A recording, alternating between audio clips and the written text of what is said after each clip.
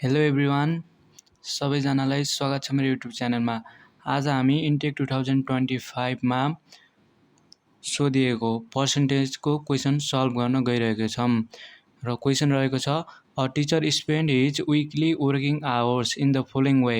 Hee spend 35.35% of the timing in teaching, 1/5 of the timing spent in the checking assessment, 1/7 of the attending meeting, and he spent the remaining time for preparing lesson plans. What percent of his time spent in preparing lesson plans? Round your answer in 2 decimal place.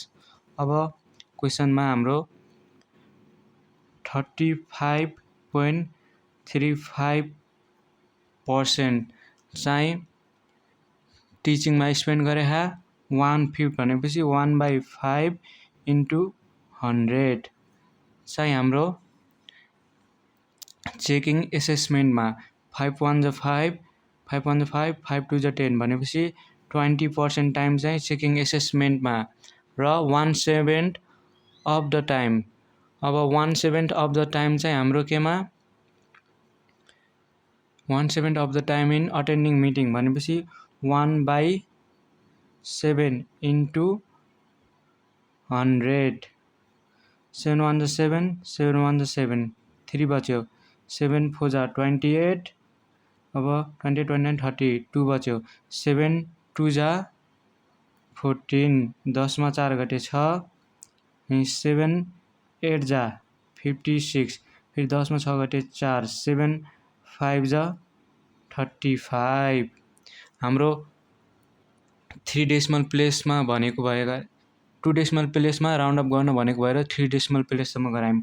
अब चाहिँ यो सबलाई जोडौँ 35.35 20% र 14.285 जोड्दाखेरि हाम्रो 5 8 5 13 13 को 3 क्यारी over 1 3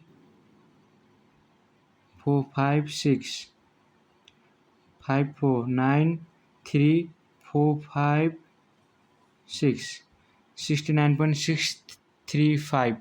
अब चाहिँ यसलाई चाहिँ हामीले 100 बाट माइनस गर्दियौं 69.635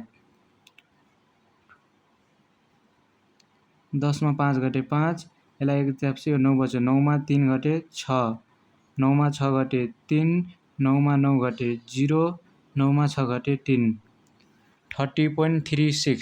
हाम्रो क्वेसनमा चाहिँ के भनेको छ round your answer in 2 decimal place भएकाले एन्सर चाहिँ हाम्रो 30.35 यता जाँदाखेरि राउन्ड अप हुँदाखेरि 7 30.37% एन्सर भनेपछि प्रिपेयरिङ लेसनमा चाहिँ हाम्रो 30.37 आवर स्पेन्ड गरिएको रहेछ। यसैगरी मैले प्र्याक्टिस क्वेसन जुन हाम्रो सुर्खेतमा सोधिएको थियो यस्तै टाइपको क्वेसन प्र्याक्टिसको लागि राखिदिएको छु। तपाईले 3टा क्वेसन सल्भ गरेर एन्सर चाहिँ कमेन्टमा लेख्नुहोस् ला।